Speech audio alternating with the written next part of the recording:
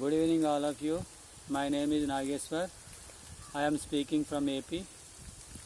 I work in a private school as a spoken English trainer for primary classes. Now I would like to talk about English. First, now many people confused that grammar is important for us to learn English or not. Here some people say that grammar is not important.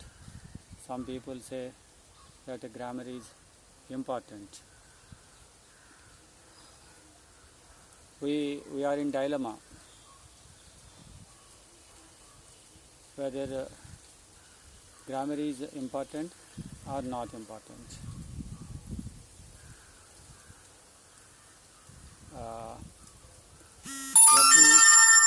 Let me tell you whether it is important or not important. There are many ways to learn spoken English. Now, what I want to tell about grammar. Grammar is very important. There is no doubt at all. Those who study in English medium schools need not to study grammar. Okay, they should also study grammar. It is good. It gives us confidence. But even though they don't study grammar, they can express something from their mouth in English. But without grammar, here the question is that can we learn English without grammar? Yes. Actually, we can learn any language through environment. Without environment, it is very difficult for us. Now, in English, any language. Now, why? There is another question, why English is very difficult? It is clear that there is no environment. That's why English is difficult. That's all. There is no any other reason behind this. It is 100% confirmed. If there is environment, anyone can speak English without studying books, whether educated people or uneducated people. It depends upon environment. So those who study in English medium, they have environment. That's why they can speak English even if they study grammar or not. But those who don't study in English medium can't express anything. So they have to study basic grammar. It is very essential for them. There is no doubt at all. So basic grammar. We have to learn only basic grammar. We need not to go into deeper level, just basic grammar. That's enough.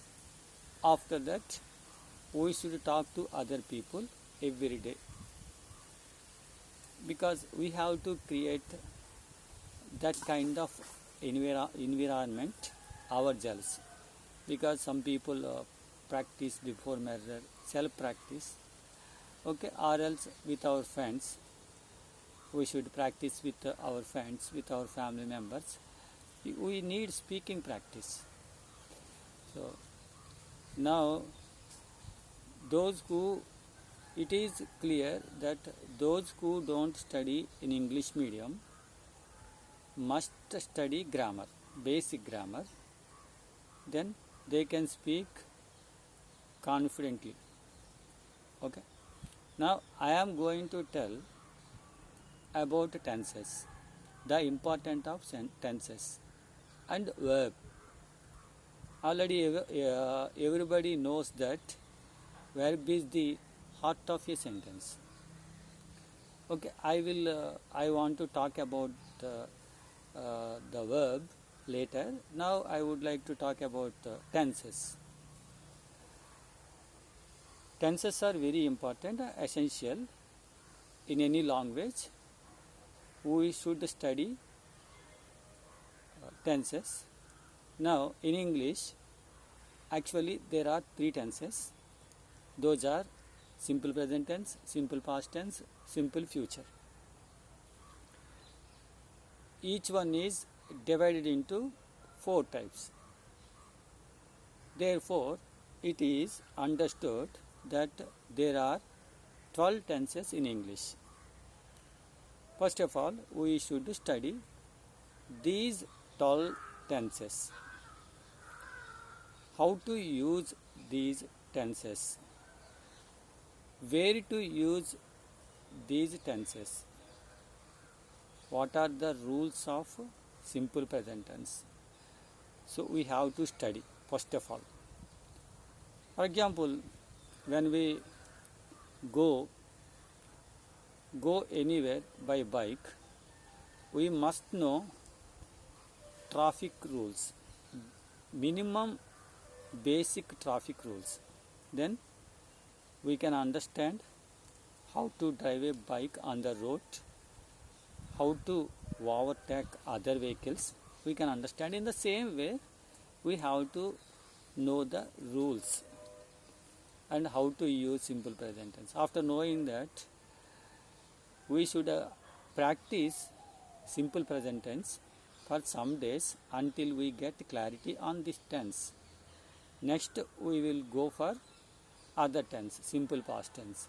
After practicing for some days, we will go for another tense, simple future.